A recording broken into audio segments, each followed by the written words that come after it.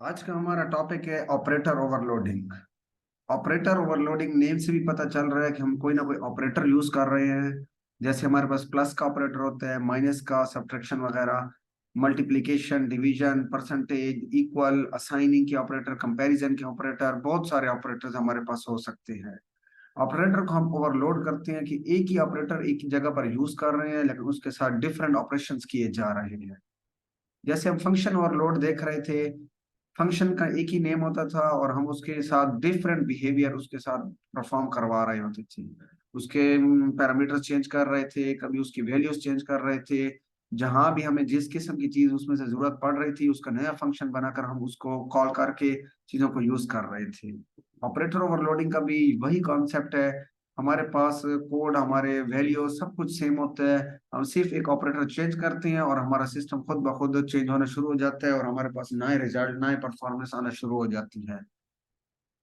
ये सारा का सारा ऑपरेटर ओवरलोडिंग एक कॉन्सेप्ट है प्रोबेबिलिटी एंड स्टैटिस्टिक्स का। प्रोबेबिलिटी के अंदर हम देखते हैं कितनी पॉसिबिलिटीज आ सकती हैं, कितने परमुटेशंस हमारे बन सकते हैं। ये वही चीज है कि हम पॉसिबिलिटीज को यूज कर रहे होती हैं कि यहाँ पर एक ऑपरेटर के साथ हमारा एक रिजल्ट है, यहाँ पर दूसरे ऑपरेटर के साथ उसी ही वैल्यूज पर ये रिजल्ट है, थर्ड ऑपरेटर के साथ ये रिजल्ट है। हम पॉसिबिलिटीज चेंज कर रहे होते हैं अपनी रिक्वायरमेंट के मुताबिक। Operator overloading compile time polymorphism पर चलता है। पॉलीमॉर्फिज्म कहते हैं कि मैनी फेजेस जो हम बनाते हैं, मैनी शेप्स जो हम बनाते हैं, एक ही डिजाइन के बहुत सारे हमने शेप बना लिए हैं, उसको हम कहते हैं पॉलीमॉर्फिज्म। लाइक एग्जांपल हमारे पास जैसे हमारे स्केलेटन होता है या एक सांचा जिसको कहा जा सकता है, एक शेप। उसकी बेस पर हम हजारों चीजें उस सांचे से ही बनाते हैं, उस स्केलेटन से उनकी बहुत सारे हजारों और डिजाइन हम जनरेट कर लेते हैं, क्रिएट कर रहे होते हैं। चीजों को हम एक ही डिजाइन के मुताबिक बहुत सारी जगहों पर बहुत सारी चीजों में क्रिएट, वही बात है, प्रोड्यूस करना की कोशिश कर रही होती है, उसको कहते हैं पॉलीमॉर्फिज्म। कंपाइल टाइम पॉलीमॉर्फिज्म क्या है कि जब हमारा कोड लिखा जा रहा है साथ साथ ही हमें एरर्स, हमारी चीजें हमें साथ साथ ही पता चल रहा है रन करने से पहले। Operator overloading compile time polymorphism का एक कॉन्सेप्ट है, इसी की बेस पर ही काम कर रहा होता है। हमने ऑपरेटर ओवरलोडिंग को देखना है, हम कंपाइल टाइम पॉलीमॉर्फिज्म की तरफ नहीं जा रहे। ऑपरेटर ओवरलोडिंग अलाउ करता है डिफरेंट बिहेवियर्स को जो हम खुद चाहते हैं। एक ऑपरेशन होता है जो सिस्टम बन दे कर देते हैं हमें, बिल्ट इन फंक्शन। प्लस का ऑपरेशन है, सिस्टम ने खुद प्लस का ऑपरेशन कर दिया है, एडिशन का ऑपरेशन कर दिया है, सब्ट्रैक्शन का कर दिया है। अब एक यूजर डिफाइंड है जो मैं चाहता हूं, मैं कहता हूँ नहीं इसको इस तरीके से, इसका ऑपरेशन ना हो, इस तरीके से हो। ऑपरेटर तो सिंगल रहेगा लेकिन हम अपनी मर्जी से उसको चेंज कर रहे होती है। ये काम हम कैसे करते हैं? क्लासेस के साथ या स्ट्रक्चर्स के साथ। जब हम स्ट्रक्चर को देख रहे थे तो स्ट्रक्चर में क्या था, हम छोटे छोटे स्ट्रक्चर मॉड्यूल प्रोटोटाइप्स बना रहे थे। एक स्ट्रक्चर के अंदर अपना कोड, उसकी अपनी परफॉर्मेंस, दूसरे स्ट्रक्चर के अंदर उसकी अपनी परफॉर्मेंस, थर्ड स्ट्रक्चर के अंदर उसका अपना कोड, वो अपनी काम कर रहा था। क्लासेस के अंदर भी ऐसे होता है, हर क्लास अपने अपना काम को खुद ना खुद, वही बात है, परफॉर्म करा रही होती है। इसको कहा जाता है कस्टम ऑब्जेक्ट्स। कस्टम ऑब्जेक्ट का मतलब जो मैं खुद बना रहा हूँ, यूजर डिफाइंड सिस्टम में बना कर क्रिएट कर रहा हूँ। डिफरेंट ऑपरेटर्स के साथ डिफरेंट चीजें बनाई जा सकती हैं। प्लस का ऑपरेटर है, माइनस का है, मल्टीप्लिकेशन है, डिवीजन है, इक्वल है, बहुत सारे ऑपरेटर्स हो सकते हैं, नॉट इक्वल है। फंक्शन ऑपरेटर ओवरलोडिंग के दो टाइप्स होते हैं, फंक्शन ओवरलोडिंग, ऑपरेटर ओवरलोडिंग। इन दोनों को हम देखते हैं कोड की तरफ कि दोनों काम कैसे करते हैं, दोनों को परफॉर्म कैसे कराया जाता है।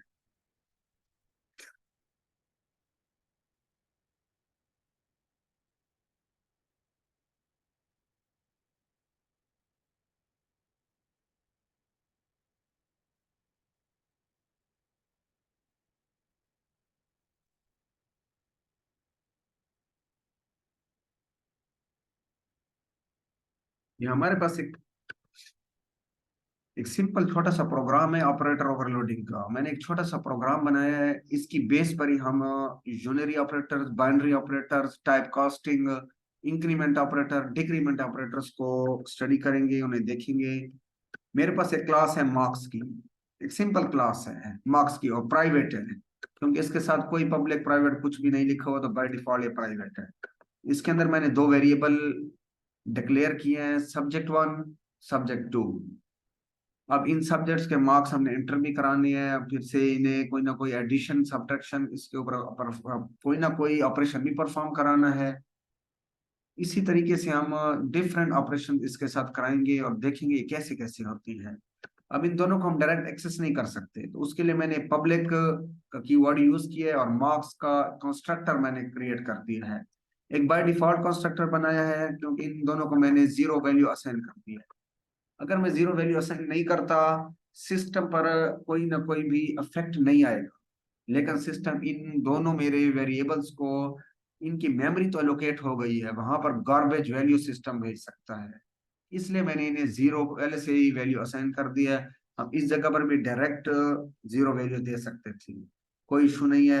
लेकिन फिर हम जब नल कंस्ट्रक्टर बनाते हैं तो नल कंस्ट्रक्टर को कॉल नहीं कर सकते, इसीलिए मैंने एक by default constructor without parameter बनाकर उनके अंदर ही इन दोनों को मैंने वैल्यूज असाइन कर दी है। इसके साथ मैंने दूसरा कंस्ट्रक्टर बनाया है जो विद पैरामीटर्स है, S1 S2। अब ये S1 S2 मैंने क्यों लिया है, क्योंकि नीचे जब मैं मेन के अंदर जाकर वैल्यूज असाइन करूंगा तो वही वैल्यूज इधर मूव कराएंगी।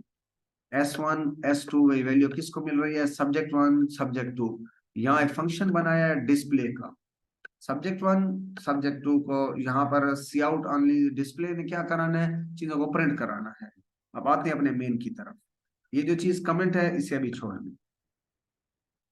मेन में मैंने एक ऑब्जेक्ट बनाया है मार्क्स का M1 और M2। M1 एक ऑब्जेक्ट है, उसमें मैंने दो वैल्यूज ली हैं 50 और 100।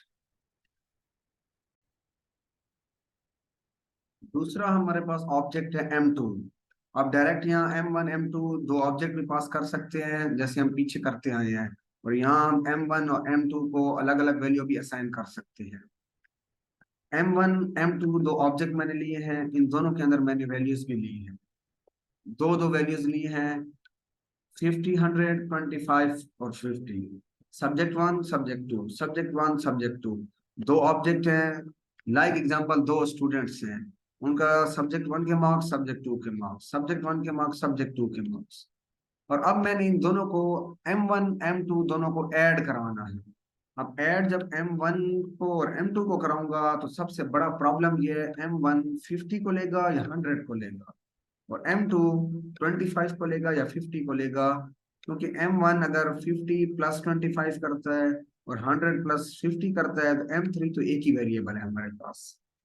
एक वेरिएबल के अंदर दो वैल्यूज कैसे आ सकती हैं, एक लाइक एग्जांपल 50 प्लस 25 हो जाती है, ये तो हमारे पास 75 आ गया है। अब ये M3 में आ जाएगा, M3 के अंदर जैसे ही आएगा तो फिर 100 और 50 ये किधर चले जाएंगे, इनका कोई पता नहीं चलेगा कि अब इनको हमने कैसे ऐड कराना है।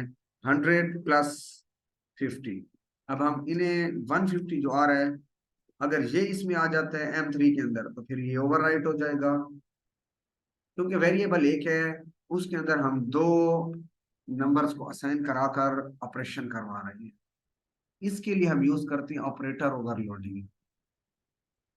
ये मैथमेटिक का कॉन्सेप्ट होता है, जैसे हम फंक्शंस के अंदर डोमेन रेंज को देख रहे होती हैं, x1 plus x2, y1 plus y2, ये वही कॉन्सेप्ट है। और इसे हम कोडिंग की तरफ ला रहे हैं कि हमें पता चले ग्राफिक्स के अंदर हमारा सिस्टम यूज कैसे होता है। M1 प्लस M2 का पहला और फर्स्ट नंबर फर्स्ट के साथ, सेकंड नंबर सेकंड के साथ जब ऐड होना है और एक ही वेरिएबल है, तो इसमें हमने ऐड कैसे कराना है। इसके लिए हम यूज करते हैं ऑपरेटर ओवरलोडिंग। ऑपरेटर ओवरलोडिंग को हम with in A class use करते हैं। अगर आप आउटसाइड द क्लास यूज करेंगे तो आप ऑब्जेक्ट रेजोल्यूशन को यूज करेंगे। प्रोजेक्ट जो हमारे पास रेजोल्यूशन का कॉन्सेप्ट था हम उसको फिर यूज करेंगे, ऑब्जेक्ट रेजोल्यूशन। अदरवाइज आपने सिंपल यही इस चीज को प्रोजेक्ट स्कोप भी उसको कहा जाता है, ऑब्जेक्ट स्कोप भी कहते हैं, डिफरेंट वर्ड्स उसके लिए यूज किए जा सकते हैं। जहां हम 4 डॉट यूज करते थे इस डिजाइन के, आप कोई भी उसका नाम यूज कर सकते हैं, प्रोजेक्ट स्कोप भी कह सकते हैं, लेकिन मैं with in a class use कर रहा हूँ। तो मैंने विद इन अ क्लास, क्योंकि विद इन अ क्लास फिर मुझे बार बार डिक्लेयर करने की कोई जरूरत नहीं होती, क्योंकि पहले से सिस्टम ने सब्जेक्ट वन और सब्जेक्ट टू ये चीजें डिक्लेयर की हुई हैं। यहाँ पर मैंने ऑपरेटर का कीवर्ड लिया है, ये रिजर्व वर्ड है, सिस्टम का अपना वर्ड है। जैसे ही मैं ऑपरेटर का वर्ड लिखूंगा सिस्टम ऑटोमेटिक समझ जाएगा कि एक ही ऑपरेटर से ये ज्यादा ऑपरेशन करवाना चाह रहे हैं। मार्क्स तो कंस्ट्रक्टर की तरह, जैसे मेरा कंस्ट्रक्टर बना है, क्लास थी, उसी की बेस पर मैं चीजों को कन्वर्ट करवा रहा हूँ।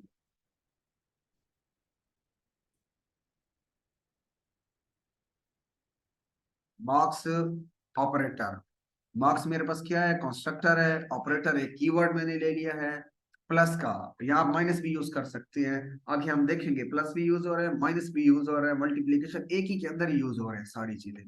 यहाँ मैंने एक ही वेरिएबल लिया है, क्योंकि हमारे पास मेन के अंदर, अभी मैंने आपको मेन का दिखाया है, M3 एक ही वेरिएबल है, यहाँ से M3 ने पास होना है, यहाँ पर एक ही वेरिएबल मार्क्स M, यहाँ पर मार्क्स एम मैंने किया है, यहाँ पर मैंने मार्क्स का एक ऑब्जेक्ट बना दिया। एम मैंने सिर्फ इसलिए किया है एक वैल्यू पास करने के लिए, बाकी से एम की कोई जरूरत नहीं है। आप अपनी मर्जी से कोई भी इसमें तरीका यूज कर सकते हैं, कोई इतना इशू नहीं है। मार्क्स एम ए मैंने एक ऑब्जेक्ट बनाया है, M A dot subject one.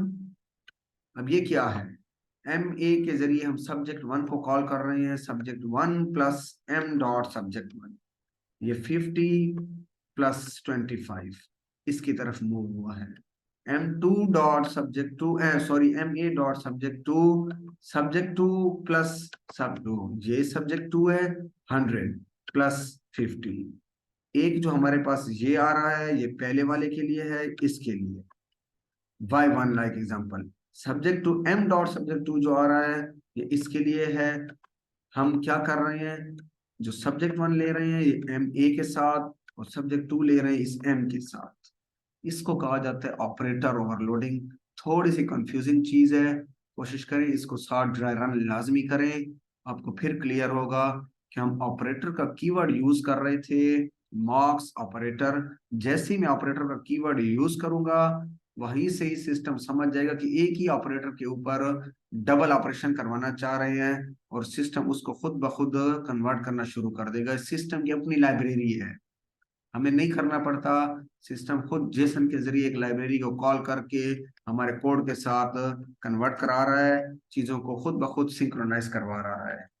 Marks M मैंने एक ऑब्जेक्ट लिया है, एम का एक वेरिएबल एक पैरामीटर मैंने पास कर दिया है।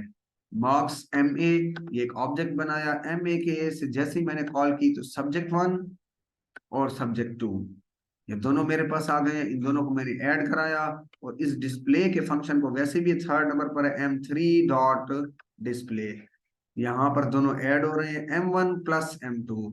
M1 ये हमारे पास, ये M2 ये हमारे पास दोनों ऐड हो जाएंगे, और हमारे पास इनका रिजल्ट इसी तरीके से ही आएगा। मैं आपको दिखा देता हूँ।